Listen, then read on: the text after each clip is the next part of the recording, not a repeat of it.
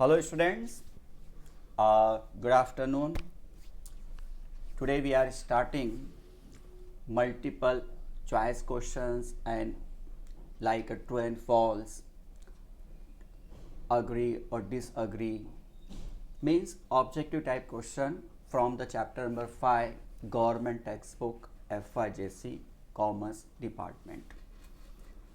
So name of the chapter is subsidiary books. Okay, तो जैसे हम लोग इसके पहले भी अप टू 4th चैप्टर तक जब भी मैंने ऑब्जेक्टिव कराया है तो चैप्टर को पहला मैंने एक्सप्लेन किया।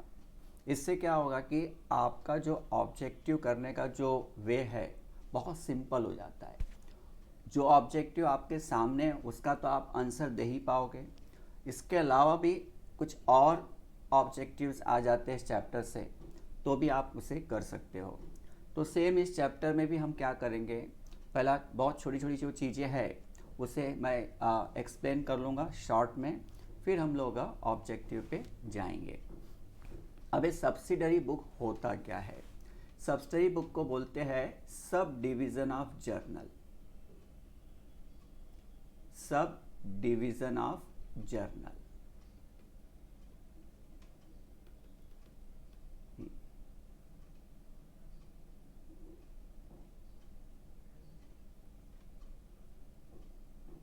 सर इसके पहले जो चैप्टर था वो तो जर्नल था। हाँ, वो जर्नल था। ये भी जर्नल ही है, ये भी जर्नल ही है, लेकिन जर्नल एंट्री को प्रेजेंट करने का एक अलग वे है, अलग वे है।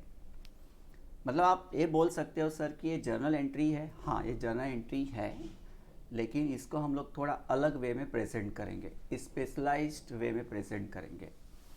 अब एग्जाम्पल के लिए आप का जब स्मॉल बिजनेस था तो आपके पास लिमिटेड ट्रांजैक्शंस थे और उसके लिए आपने एक जर्नल बुक बनाया था। ट्रांजैक्शन होता था, आप उसकी जर्नल एंट्री पास करते थे जर्नल बुक के अंदर। गिन चुन के रोज के 15, 20, 25 ट्रांजैक्शन होते थे जिससे आप आराम से मेंटेन कर सकते थे, आराम से मेंटेन कर सकते थे, कोई हैक्टिक शेड्यूल नहीं होता था। लेकिन वही बिजनेस जब आपका बड़ा हो गया, आप लार्ज स्केल पे खेलने लग गए, अब वहाँ पर आपके मिनटों में कई सारे ट्रांजैक्शंस हो रहे हैं, दिन भर में कई सारे ट्रांजैक्शन हो रहे हैं, और उस समय एक अकाउंटेंट हर एक चीज़ को मेंटेन नहीं कर सकता, हर एक ट्रांजैक्शन को हैंडल नहीं कर सकता है। यहाँ पे गुड्स परचेस हुआ, यहाँ पे सेल हो रहा है, कैश आ रहा है, कैश देना है, और बहुत सारे ट्रांजैक्शन हो रहे हैं। अब उसे हैंडल करना मुश्किल होने लग गया। बॉस ने पूछा कि बताओ कैश कितना है, तो बोला सर अभी तो मैं लिख रहा हूँ और लिखते लिखते दूसरे ट्रांजैक्शन भी होते जा रहे हैं तो थोड़ा टाइम लगेगा। कभी कभी तो ऐसा भी होता है कि शाम हो गई, ऑफिस बंद करने का टाइम है, बहुत सारे एंट्री करना बाकी रह गया, बिल पड़े हुए हैं, उसका भी तो हमने एंट्री भी नहीं किया, इतना पूरे दिन में ट्रांजैक्शन हो रहे थे। तब किया क्या जाए? तो बॉस ने बोला कि आप इसका कोई रास्ता निकालते हैं। हम क्या करते हैं, जितने भी ट्रांजैक्शन है उसको हम डिवाइड कर देते हैं, उसको हम डिफरेंट सेक्शन में डिवाइड कर देते हैं और उसके हिसाब से हम और 2-4 अकाउंटेंट भी अपॉइंट कर लेते हैं। इससे बर्डन कम हो जाएगा, अकाउंट अच्छे से मेंटेन होगा।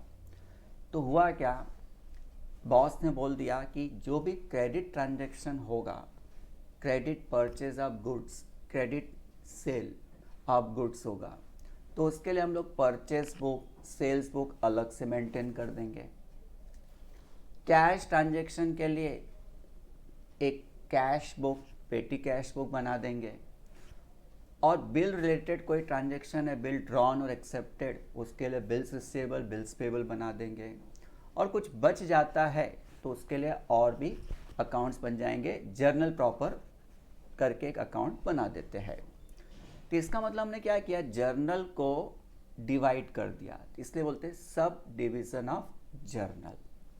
तो थोड़ा सा आपको समझ में आ गया हो गया। अब मैं इसे रीड करता हूँ तो आपको और ज़्यादा समझ में आ जाएगा। हाँ sir. A small business may be able to record all transactions in single journal. But as the business expands, the number of transactions becomes so large that the journal is required to be subdivided into special journals which are called subsidiary books. Subsidiary books मतलब हमने काम को बांट दिया, सब divide कर दिया। एक अकाउंटेंट के सर पे इतना सारा काम था, अब उसको हमने क्या कर दिया, अलग अलग अकाउंटेंट के सर पे डाल दिया, इसलिए से बोलते हैं subsidiary, subdivision of journal. Okay sir, clear. आगे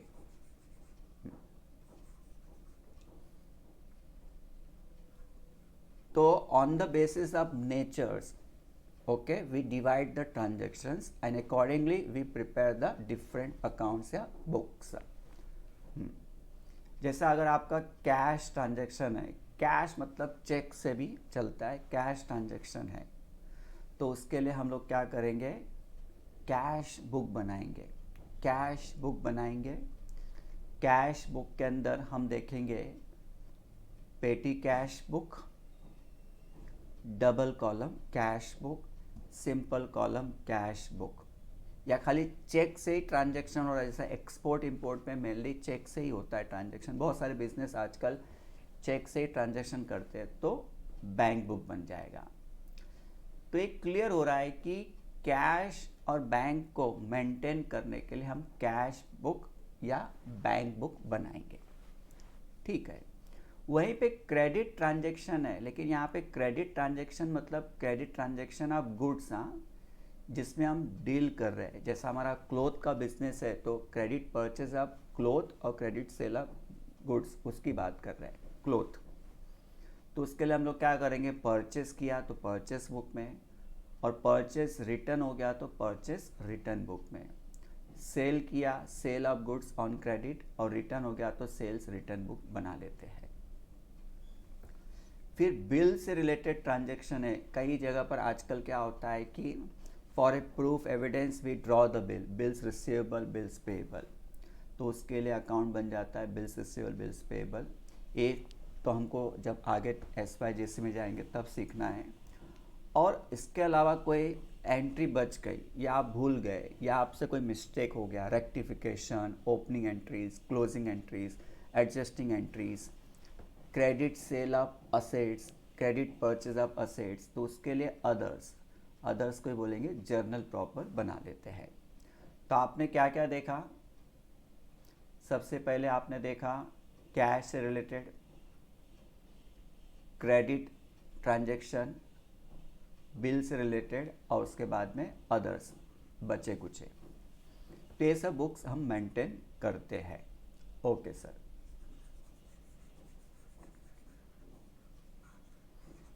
आगे अब इसको थोड़ा थोड़ा हम डिटेल में कर लेते हैं। तो following important subsidiary books, cash book, petty cash book, purchase book, purchase return book, sales book, sales return book, और जर्नल प्रॉपर, ये सब सब्सिडरी बुक के ही पार्ट है। अब सबसे पहले हम आते हैं परचेस बुक। अब परचेस बुक का फॉर्मेट आपको दिखाई पड़ रहा है, date, from where we purchase, the name of the party, name of the supplier, inward invoice number. अब क्या होता है, देखो परचेस बुक में हम कौन सी एंट्री पास करेंगे, परचेस बुक के अंदर purchase of goods on credit, goods तो परचेज किया लेकिन उधारी पे, परचेज ऑफ गुड्स की बात कर रहा हूँ, परचेज ऑफ असेट्स की बात नहीं कर रहा हूँ। तो purchase of goods on credit will be recorded in purchase book. तो जब हम लोग गुड्स परचेज करते कहाँ से, सप्लायर से, वो हमें क्या देगा, बिल। उस बिल को हम क्या बोलेंगे, परचेज बिल या इनवॉइस। उस बिल को हम रिसीव कर रहे हैं तो क्या बोलते हैं, इनवर्ड इनवॉइस नंबर, बराबर। तो purchase book recorded on the basis of inward invoice number, invoice ही है लेकिन उसको हम लोग बोलते हैं inward invoice, because it is are received at the time of purchase of goods. LF number, यार ना बुक मतलब जर्नल ही है, तो जर्नल में हम लोग क्या करते हैं, लेजर फोलियो नंबर लिखते हैं, और यहाँ पे अमाउंट है कितने का गुड्स परचेस किया। देखो एक क्रेडिट ट्रांजैक्शन है तो हम लोग ट्रेड डिस्काउंट माइनस करके लिखेंगे, क्योंकि क्रेडिट ट्रांजैक्शन में TD इज अलाउड। लेकिन अगर कल को CD दिया होगा, खाली घुमा फिरा के फंसाने के लिए दे सकते हैं, तो कैश डिस्काउंट तो इस चैप्टर या इस टॉपिक में नहीं आएगा परचेस बुक में, क्योंकि क्रेडिट परचेस है तो cash discount is on cash transaction होता है। तो क्रेडिट है इसलिए TD तो आएगा लेकिन CD नहीं आएगा। ओके सर, तो क्लियर हो गया। Purchase book, credit purchase of goods, it is recorded on the basis of inward invoice और trade discount is to be consider. फिर सेल्स बुक है। When we sell the goods means we are selling the cloth, because we are dealing in cloth on credit will be recorded in a sales book. अब party जिसको हम लोग cell कर रहे हैं तो हमारे लिए क्या हो गया, कस्टमर हो गया, तो उसका नाम यहाँ आएगा, name of the customer on which date we are selling it. Now we are giving the invoice to him, description of the goods in form of bill, that is called as a outward invoice number, outward invoice number. Or again amount after the trade discount, again CD is not allowed. Okay sir। अब goods तो purchase किया हुआ था हमने, लेकिन कभी कभी होता है कि गुड्स जो हमको मिला है वो प्रॉपर कंडीशन में नहीं है, डैमेज कंडीशन में है, that is not as per the sample, color, size, या कभी कभी रेट में भी फ़र्क हो जाता है, हमने जिस रेट पे बुक किया था उस रेट पे आपने भेजा नहीं है, तो हम क्या करते हैं, गुड्स को रिटर्न कर देते हैं। तो कहाँ लिखेंगे, परचेस रिटर्न बुक में। किसको रिटर्न करेंगे, जहाँ से हमने परचेस किया था, सप्लायर, तो सप्लायर को हम रिटर्न कर देंगे। तो नेम ऑफ द सप्लायर, यहाँ पे भी नेम ऑफ द सप्लायर था, तो परचेस बुक में परचेस के टाइम पे परचेस रिटर्न किया तो परचेस रिटर्न बुक में। अब परचेस रिटर्न है तो उसे हम लोग बोलते हैं रिटर्न आउटवर्ड, अंदर आया हुआ माल वापस जा रहा है, रिटर्न आउटवर्ड बुक। ये जैसे हमने गुड्स रिटर्न किया तो उस गुड्स के साथ में हम डेबिट नोट लिख के देते। डेबिट नोट एक तरह से लेटर होता है, debit note number different colour में होता है, तो डेबिट नोट नंबर। जब भी गुड्स रिटर्न होगा, परचेस एंड रिटर्न, तो हम क्या करते हैं, डेबिट नोट बना के सामने वाले सप्लायर को देते हैं। अब देखो ध्यान से, मेरा एंगल पकड़ो, आई एम द बायर, ठीक है सर, मैं बायर हूं।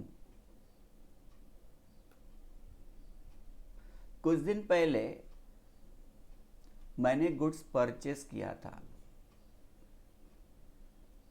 कहां से सर परचेस किया था, कुछ दिन पहले मैंने गुड्स परचेस किया था फ्रॉम मिस्टर श्याम से। याद रखना हमको कौन सा एंगल पकड़ना है, दिस वन। तो गुड्स परचेस किया था, तो जर्नल एंट्री अगर मैं पास करूं तो purchase account debit to Shyam, because a credit transaction है। कैश ट्रांजैक्शन तो परचेस बुक में आता ही नहीं है, 10,000 का। अब मुझे श्याम को पैसे देने हैं, तो क्रेडिट साइड में है, हाँ सर, जिसको हम लोग क्या बोलते हैं, क्रेडिटर या सप्लायर, उसे पैसे मुझे देने हैं 10,000 रुपये, ठीक है सर। लेकिन अब इस 10,000 में से 2,000 का माल हम रिटर्न कर रहे हैं क्योंकि खराब है, तो देखो रिटर्न कर रहे हैं तो गुड्स गोइंग बैक, तो purchase return to whom, Shyam, 2,000 रुपये। तो श्याम को अब मुझे 2,000 रुपये नहीं देने हैं, क्योंकि श्याम को जो देने थे 10,000 रुपये, उसमें से 2,000 के माल तो मैंने रिटर्न कर दिए, बराबर। तो उसका अकाउंट मैंने क्या किया, डेबिट कर दिया, उसका अकाउंट डेबिट कर दिया। तो मैं क्या बना रहा हूं, डेबिट नोट, कि your account has been debited with ₹2,000 because of this reason, ऐसा एक लेटर लिख के मैं दे दूंगा। तो फट से दिमाग में आपका क्या आ गया कि buyer prepares debit note and send it to seller, supplier,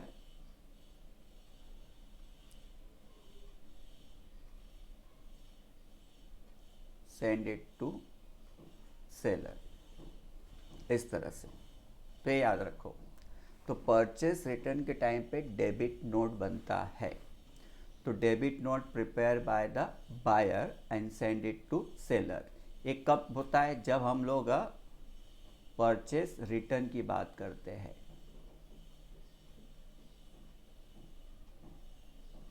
purchase return की बात करते हैं।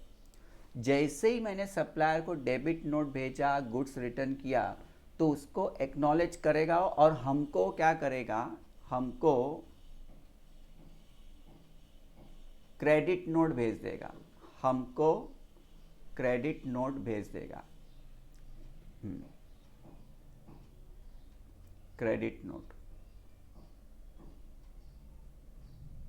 तो ऐसा बोल सकते हैं कि हमने डेबिट नोट सेंड किया है और क्रेडिट नोट रिसीव किया है।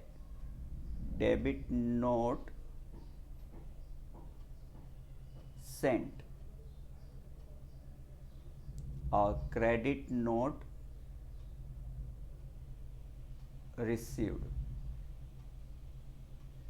तो ये जो ट्रांजैक्शन होगा, ये कब होगा, परचेस रिटर्न के टाइम पे।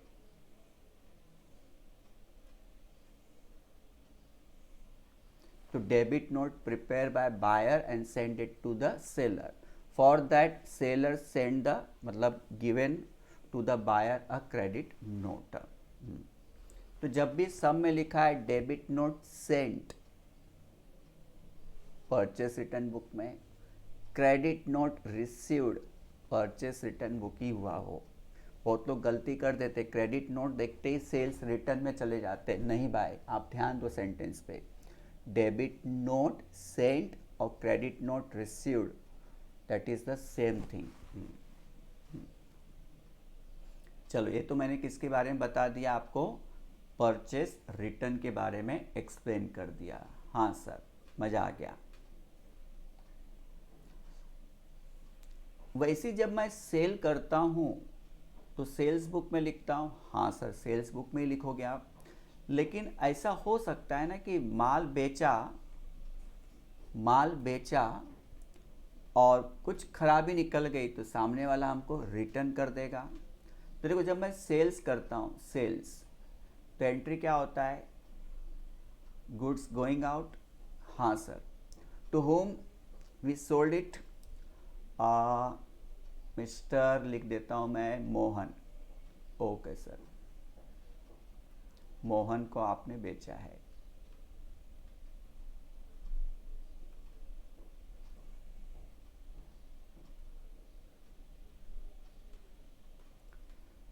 समझो 15,000 का माल मैंने उसके बेचा था क्रेडिट पे। तो देखो, उसका अकाउंट कहाँ पे है, डेबिट साइड में, मतलब मोहन से मुझे पैसे लेने हैं। ये सेल्स बुक में आ गया। हाँ सर, क्रेडिट पे है। लेकिन अब इसमें से उसने मुझे 5,000 का माल रिटर्न कर दिया। तो सेल्स रिटर्न टू मोहन। बहुत सारे रीज़न हो सकते हैं। प्रॉपर कंडीशन में रिसीव नहीं हुआ होगा उसे, एज पर द सैंपल नहीं था, कलर बराबर नहीं था, या रेट में कुछ फ़र्क हो जाए, उसकी वजह से रिटर्न हो गया 5,000। देखो उसका अकाउंट हमने यहाँ पे डेबिट साइड लिखा था, अब मैंने क्या कर दिया क्रेडिट साइड, तो हिज अकाउंट इज क्रेडिटेड। तो अब मैं क्या करूँगा, क्रेडिट नोट बनाऊंगा। एक ही एंगल पकड़ो कंपनी का, तो क्रेडिट नोट,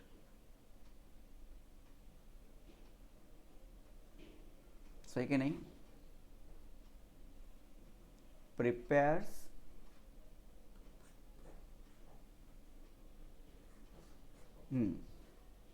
यहाँ पे हम लोग कौन है, सेलर है ना, seller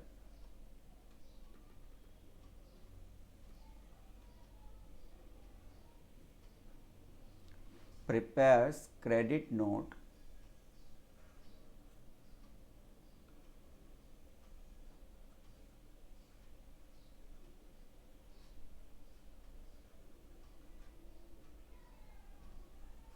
and send it to buyer।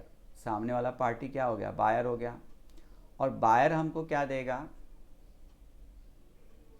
Debit note.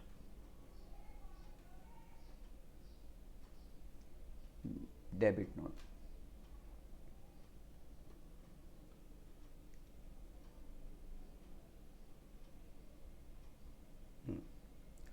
तो इसका मतलब क्रेडिट नोट सेंट और debit note received. Credit note sent और debit note received, that is same thing.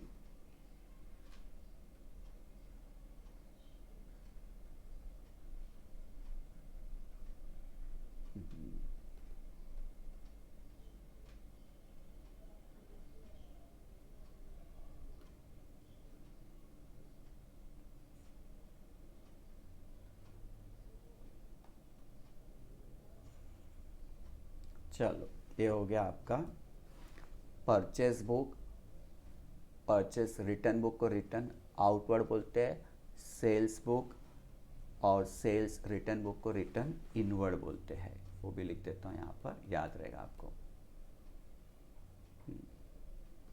इसको बोलते हैं रिटर्न इनवर्ड बुक।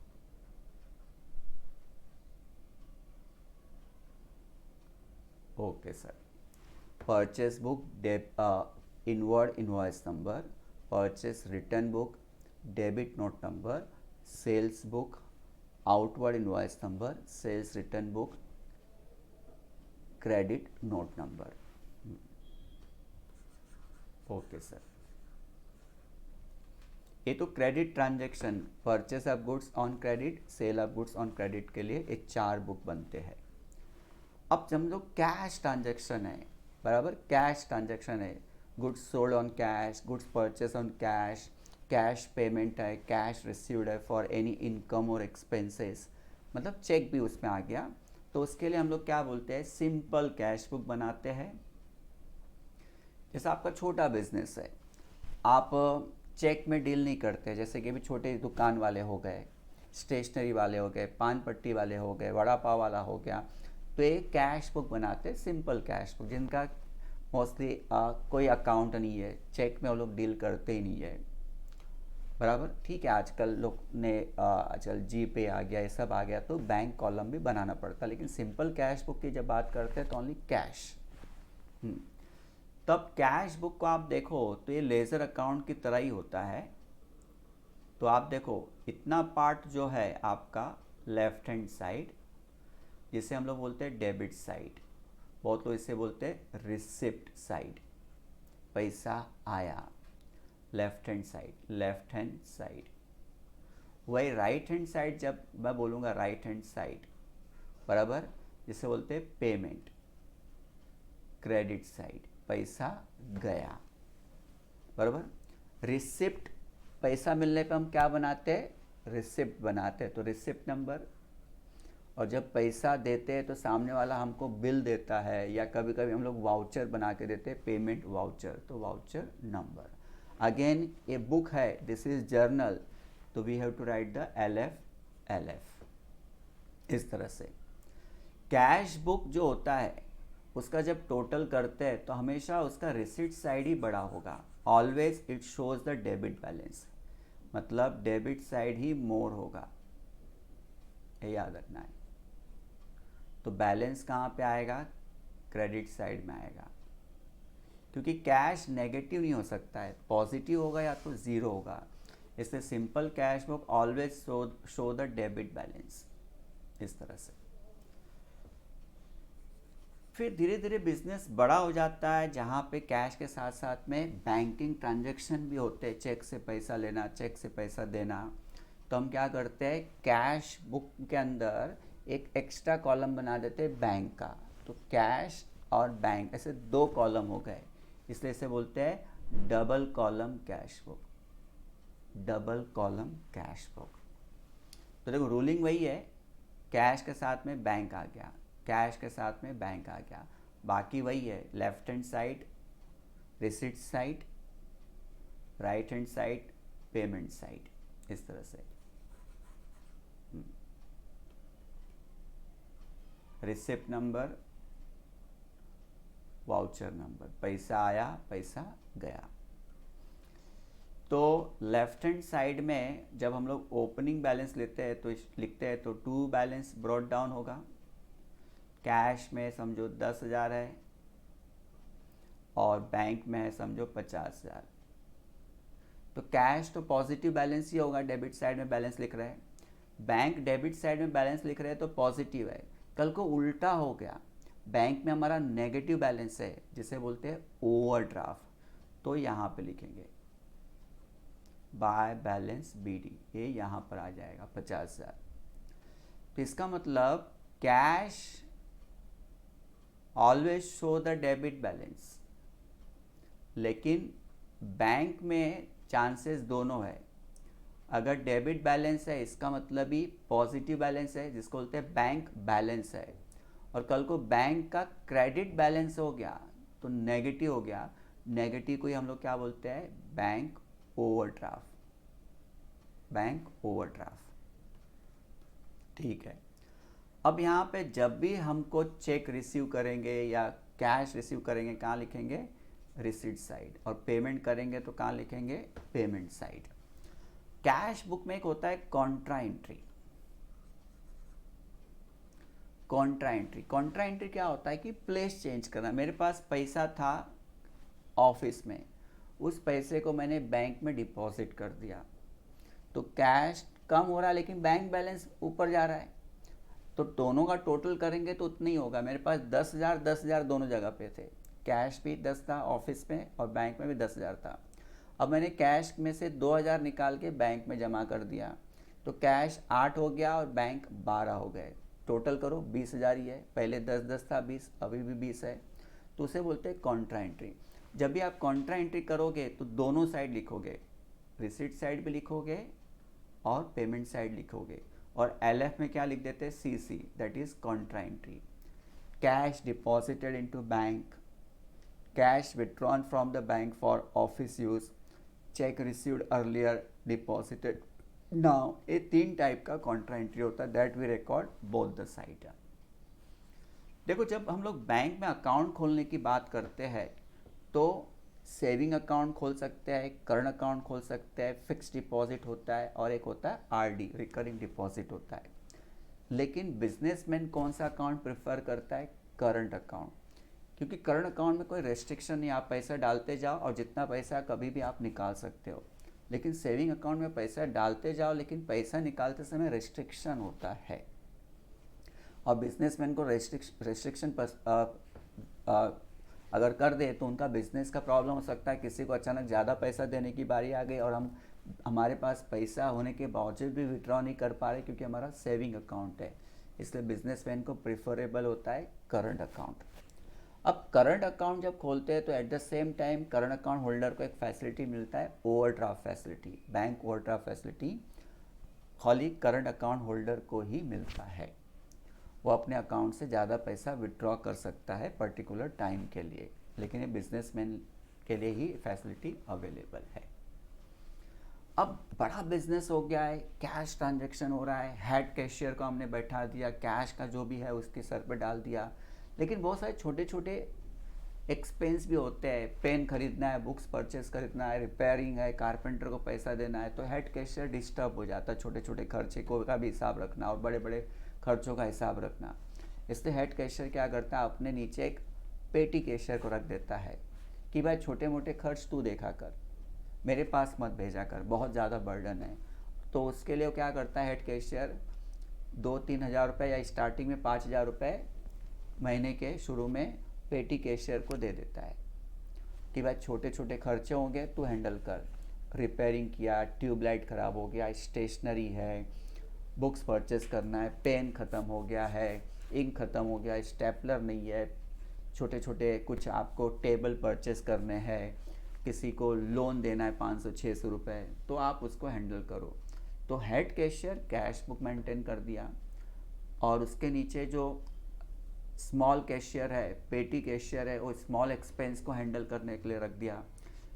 तो उसके लिए वो क्या करता है, सिंपल पेटी कैश बुक बना सकता है।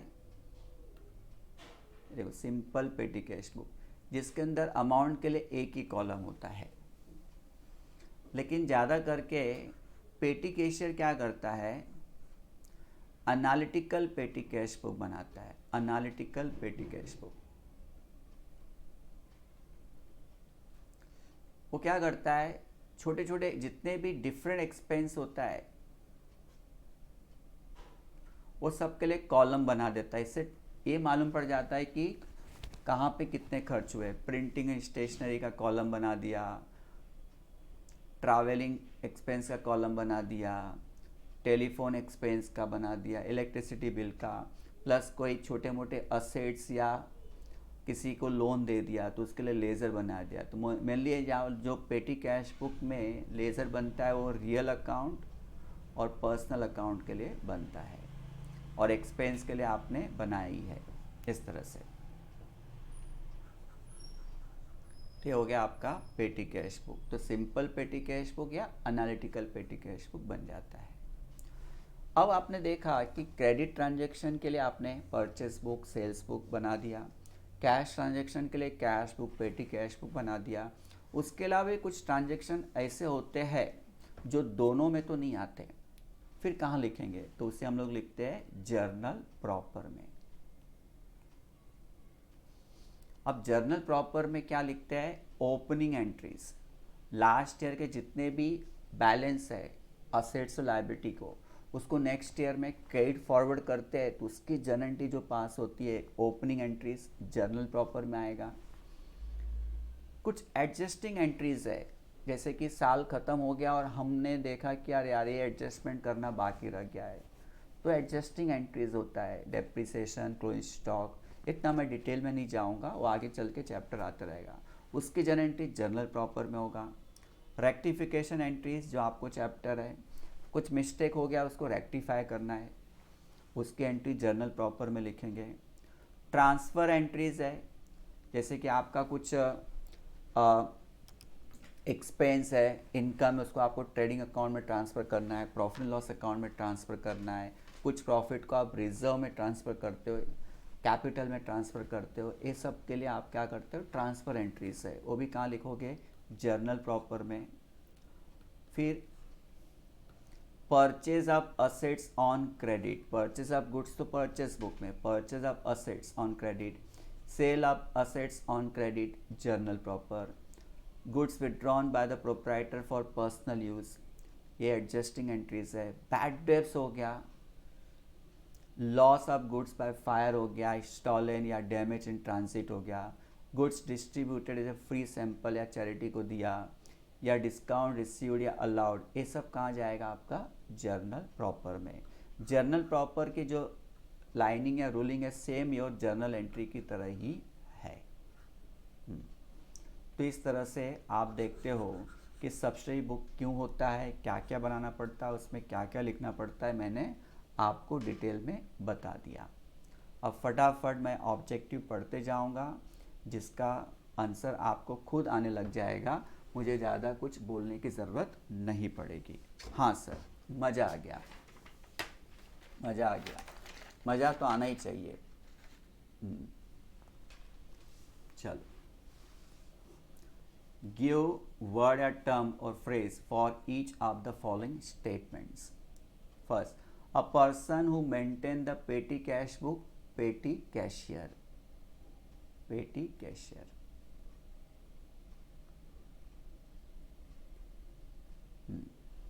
A bank account which the businessman prefer to open, current account. अब ज़्यादा मैं एक्सप्लेन नहीं करूँगा.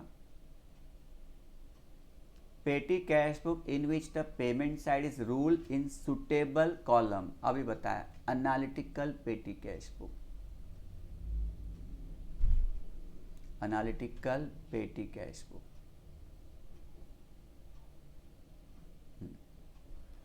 Subsidiary book in which only credit purchase of goods is recorded, purchase book.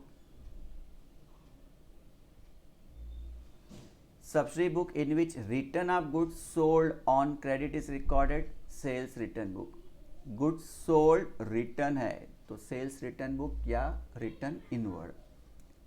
The entry which is recorded on both the side of cash book, contra entry. दोनों जगह लिखते हैं. Name the account which encourage the personal saving. तो saving account, आपको saving करना है तो आपको सेविंग अकाउंट खोलना पड़ेगा. ओके सर, देख लो आप पूरी तरह से.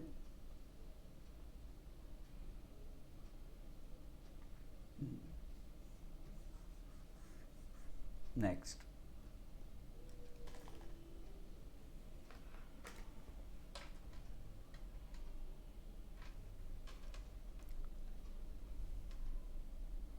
Eight, a note issued by buyer to the seller giving full details of goods return. तो मैं बताया गुड्स प्रिपेयर या इशूड बाय द बायर, इसको बोलते हैं debit note.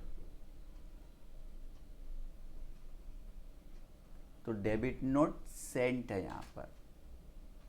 Note issued by seller on receipt of defective goods from the customer, credit note.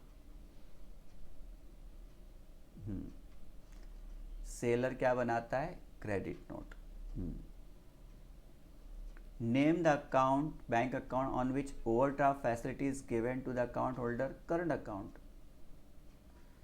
खाली current account holder को ही ओवरड्राफ्ट फैसिलिटी मिलता है. Question number 3, select the most appropriate answer from the alternative given below and rewrite the sentences. Cash column of cash book can never have, मतलब हमेशा debit balance होता है, तो यहाँ पे never have the credit balance. कभी भी negative cash हो ही नहीं सकता है, हमेशा डेबिट साइड ही बड़ा होता है. तो नेवर अगर हटा दो, कैन हैव डेबिट हो जाएगा, never have the credit balance. Any entry recorded on both the side of cash book is known as contra entry. दोनों जगह लिखते हैं. The sources document for recording in sales book, outward invoice. Fourth, credit purchase of machinery is recorded in the journal proper. Purchase of assets on credit, journal proper.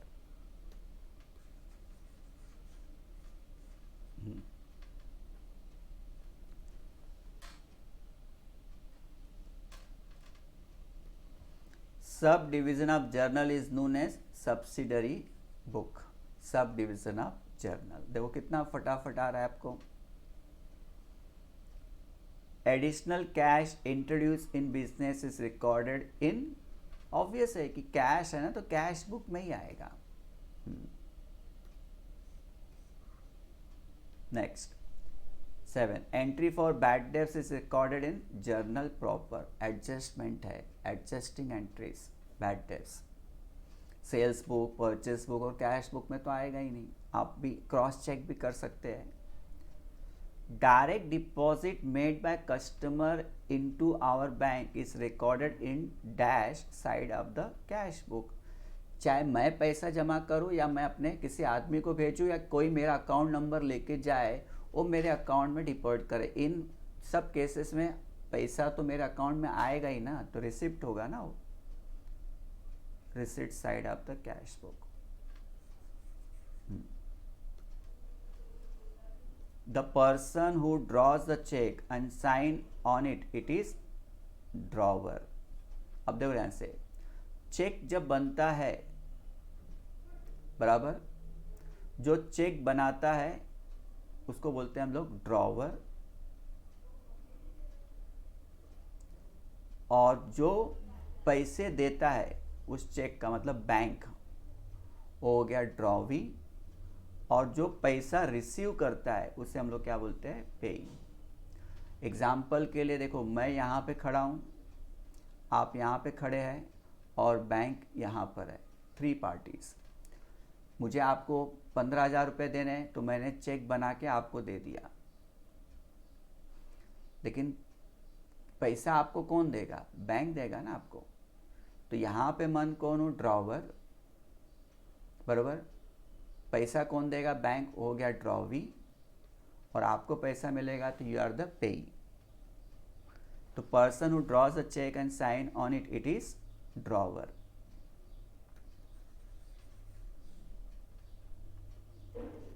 A fixed amount is deposited for a fixed period in which account, fixed deposit account। ये भी कितना simple है, हाँ sir, very good.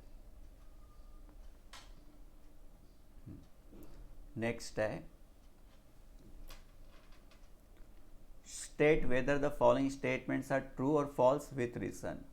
Journal is a book of secondary book, journal तो primary book होता है, journal is a book of primary entry या primary book या original entry. assets sold on credit are entered in the sales book, no, in journal proper।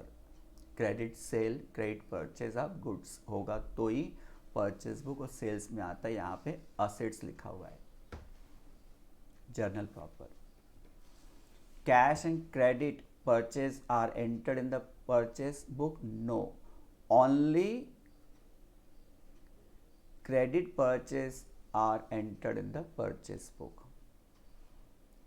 तो इसका मतलब पहला तो फॉल्स है, दूसरा भी फॉल्स है, तीसरा भी फॉल्स है। Cash sales are entered in the sales journal, again false in the cash book.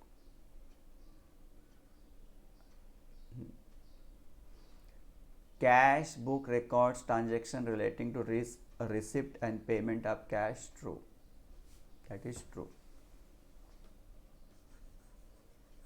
Next, fifth, do you agree with the following statements। agree हो कि disagree हो वो मुझे बताना है, हाँ सर।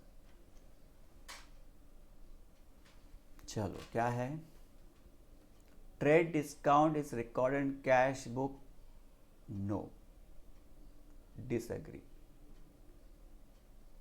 ट्रेड डिस्काउंट तो नेवर रिकॉर्डेड होता है। Petty cash book is a book having record of big payments, disagree. Small payment, petty expense. Cash received is entered on the debit side of the cash book, true, agree. Left hand side में लिखते हैं ना। Transaction recorded on both the debit and credit side of cash book is known as a contra entry, agree। Credit purchase of machinery is entered in the purchase journal, journal proper, disagree। ये purchase journal लिखा है मतलब ये purchase book लिखा हुआ है, तो वहाँ तो करते नहीं हम लोग, परचेज ऑफ गुड्स करते हैं। Next,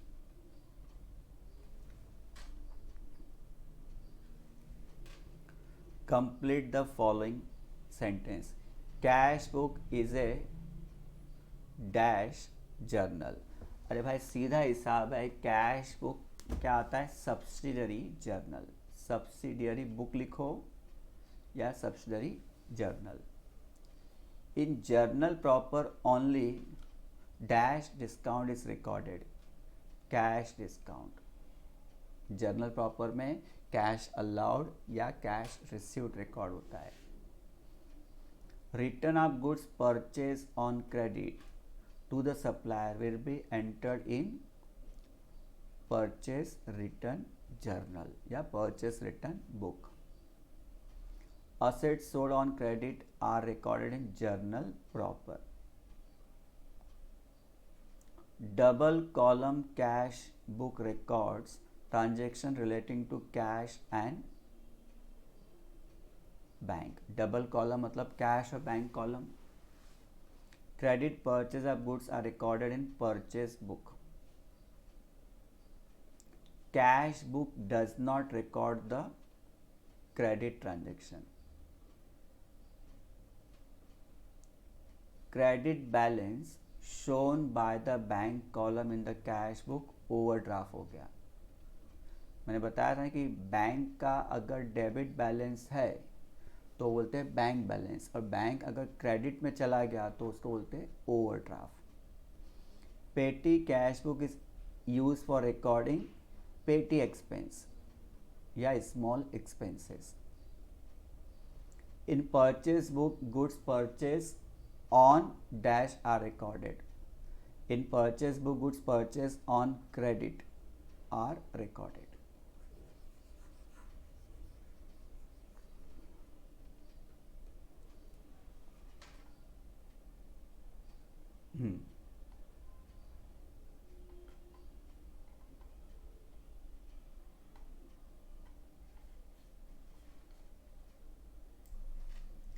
Now the question number 7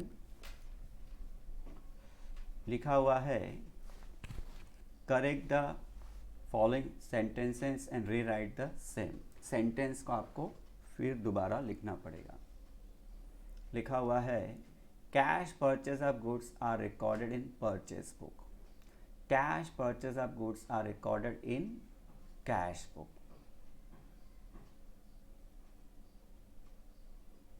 okay. Second, cash purchase, cash book records cash transaction as well as credit transaction. This is wrong. Cash book records only cash transactions. Small and large business records all transaction in subsidiary books.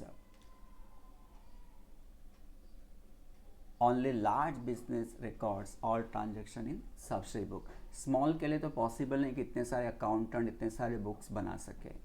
खाली large business के लिए subsidiary book suitable होता है.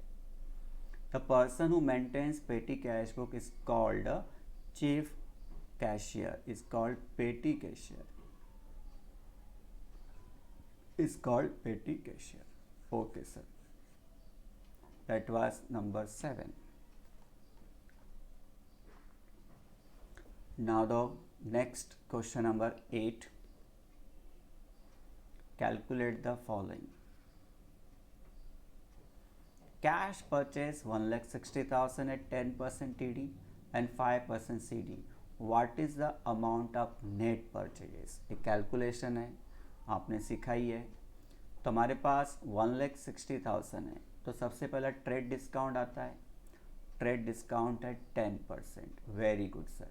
10%, 16,000. तो 1,60,000 में से आपने 10% minus किया 16,000. तो जो नेट आया मतलब आफ्टर टीडी जो आया, अब इसके ऊपर 5% कैश डिस्काउंट, क्योंकि कैश परचेस बोला है तो पेमेंट भी अब कर रहा है. तो कैश डिस्काउंट कब होता है? जब पेमेंट होता है. तो 1,44,000 का 5% हो गया 7,200. तो अब आ गया आपका 1,36,800. This is the net purchases. तो इसका आंसर हो गया 1,36,800. Very good sir. Next, purchase goods from Harish 12,000, 7% TD. What is the amount of trade discount? तो सीधा सीधा 12,000 का 7%. ये 2 0 गया, ये 0 0 गया, 0 14 1 कैरी किया, 7 और 840. तो what is the amount of TD? 840. ठीक है.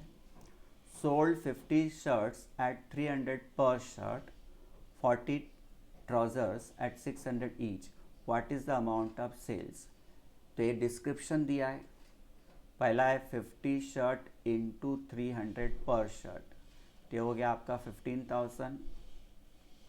फिर 40 ट्राउजर्स इंटू 600 ईच, तो पहला 3 ज़ीरो लिख लेता हूँ. 1 2 3 6 4 24, ये हो गया 39,000.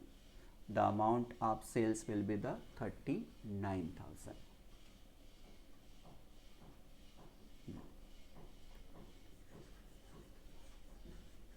Next, sold 30 jackets at 500 per jacket at 8% TD.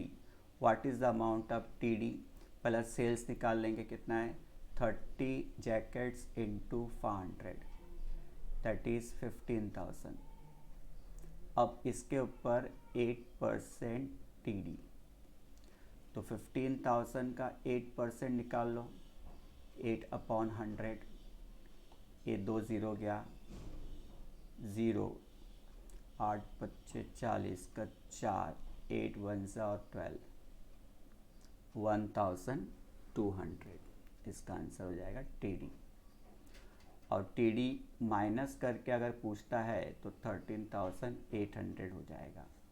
That is net sales हो जाएगा 13,800.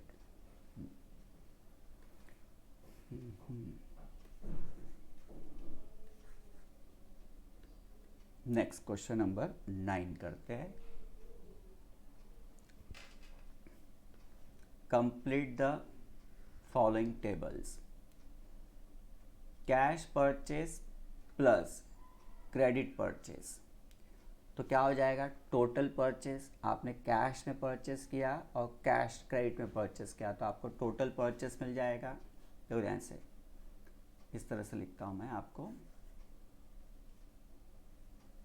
कैश परचेज या सेल्स प्लस क्रेडिट परचेज या sales equal to total. Total purchase या सेल्स माइनस अगर मैं रिटर्न्स करूं तो क्या मिल जाएगा नेट. ठीक है ना. अब ये आपका एक तरह से देखा जाए तो इक्वेशन भी तैयार हो गया. अब क्या दिया है, कैश परचेज 35,000, क्रेडिट परचेज 55,000, तो 35 प्लस 55 करेंगे तो हो जाएगा 90,000 टोटल. उसमें से बोला है कि परचेस रिटर्न कितना है. ठीक है, परचेस रिटर्न नहीं पता, लेकिन नेट है 88,000. अब मुझे 90,000 का टोटल परचेस से मिल गया, नेट परचेस 88, इसका मतलब रिटर्न कितना हुआ होगा 2000. तो यहाँ पे आ जाएगा परचेस रिटर्न 2000. इस तरह से.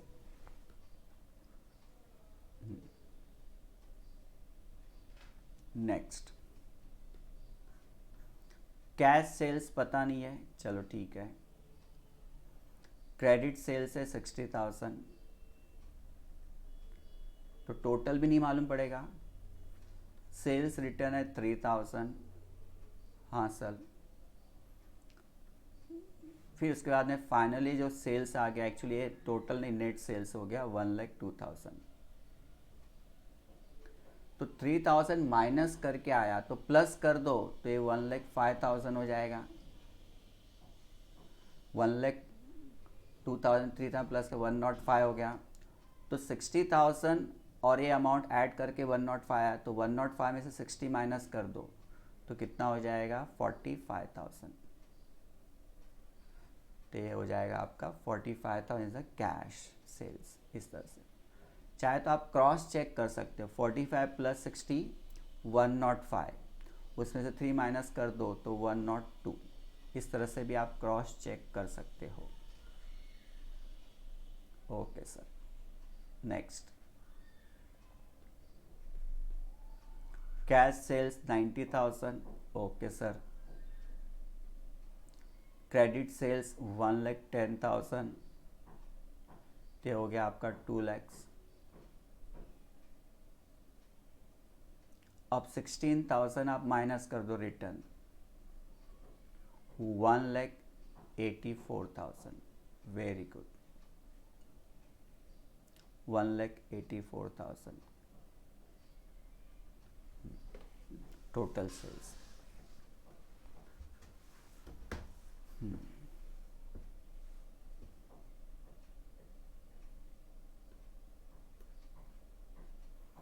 कैश परचेज 70,000,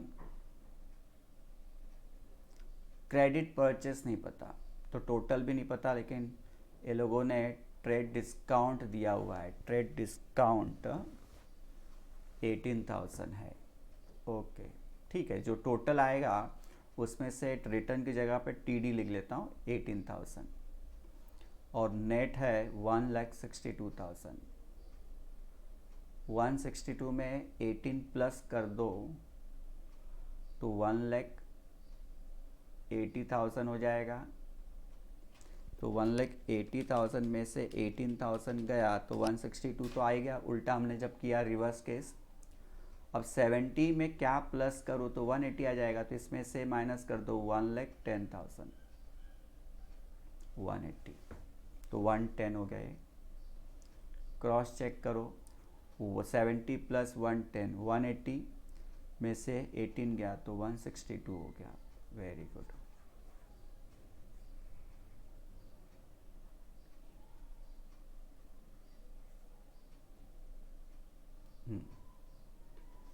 नेक्स्ट,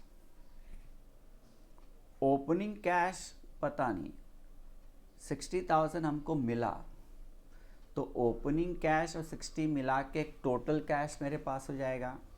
उसमें से पेमेंट हुआ 45,000, तो मेरे हाथ में कितना बचा 23। अब इसको ऐसा बोल सकते हो कि 23 मेरे हाथ में बचा, कितना माइनस करके 45,000 माइनस करके, तो 23 प्लस 45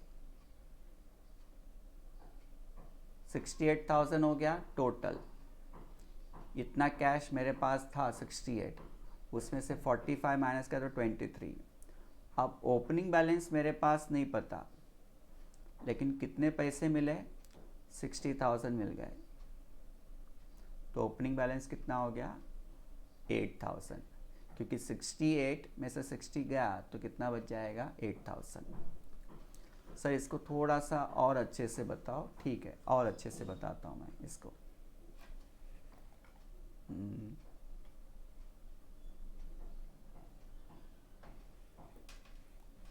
देखो होता कैसा है,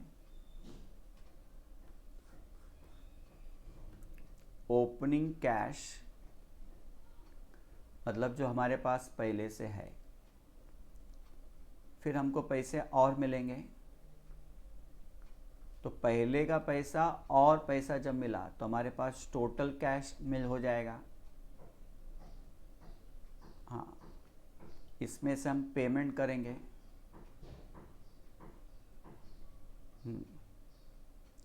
पेमेंट करने के बाद हमारे पास बचेगा बैलेंस,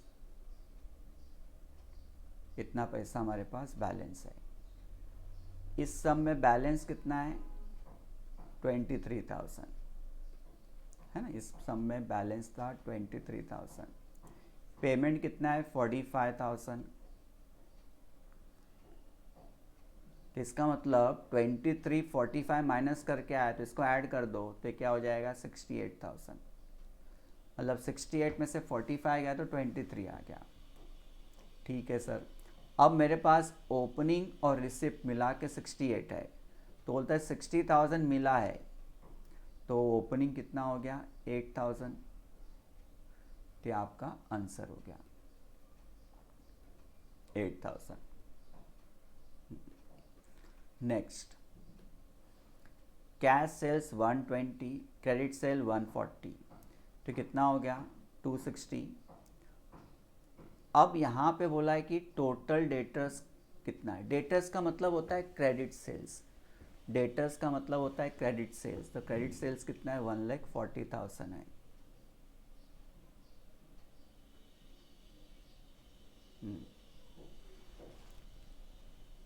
तो अगर आप देखो तो 120 प्लस 140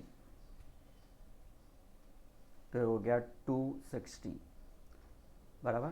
तो 260 में अगर आप देखो तो क्रेडिट कितना है 140, तो 140 को ही हम लोग क्या बोलेंगे टोटल डेटर्स। तो ऐसे ही बोल सकते हैं कि टोटल सेल्स में से एक डेटर्स है 140, तो 120 क्या हो गया कैश सेल्स। जो उधारी वाला सेल्स होता है उसे ही हम लोग क्या बोलते हैं डेटर्स। तो हो जाएगा 140। नेक्स्ट है कैश परचेज क्रेडिट परचेज, दोनों मिला के 190 होगा, तो 80 माइनस 190 तो कितना हो जाएगा 110 बराबर ना। तो क्रेडिट परचेज ही आपका जो हो जाएगा टोटल क्रेडिटर्स। ठीक है, क्रेडिटर्स लिखेंगे तो भी चलेगा, खाली क्रेडिटर्स नहीं, टोटल क्रेडिटर्स। जो उधारी वाला परचेज था वही तुम्हारा क्रेडिटर्स हो गया।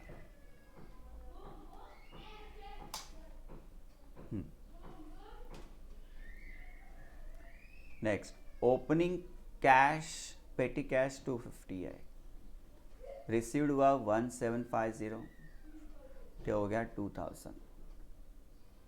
एक्सपेंस पता नहीं लेकिन बैलेंस कितना है ये 420 है, तो एक्सपेंस कितना हो जाएगा 1680 तो आ जाएगा 120। तो 2000 में से 1680 माइनस करेंगे, सॉरी 1580 2000 में से 1580 माइनस करेंगे तो 420 आएगा।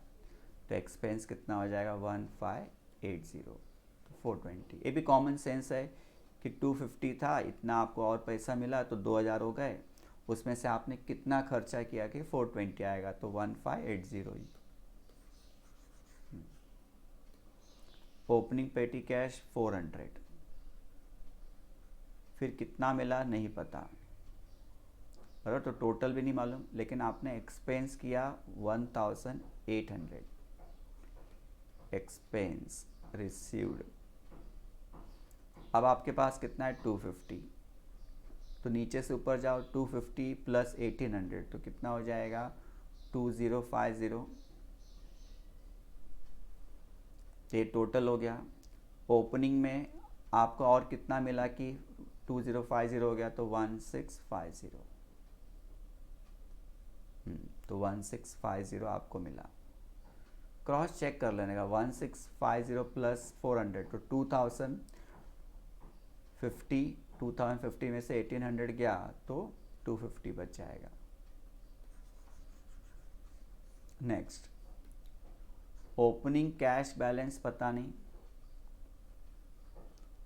पेटी कैश रिसीव्ड 1800 तो टोटल एक्सपेंस है 2250, बैलेंस कितना है 150, बैलेंस प्लस करो 2250 प्लस 150 तो हो जाएगा 2400, उसमें से 18 गया तो कितना बचेगा 600, तो आपका ये आ जाएगा 600 इस तरह से। तो इस चैप्टर को थोड़ा सा हमने बड़ा इसलिए बनाया क्योंकि अंदर सब्सिडी बुक में एक ही टॉपिक नहीं था, cash book, petty cash book, subsidy book, journal proper, तो इसलिए चैप्टर को करने में टाइम गया, थोड़ा वीडियो बड़ा बन गया, लेकिन आई होप आपको पूरा चैप्टर रिवाइज हो गया होगा। Thank you.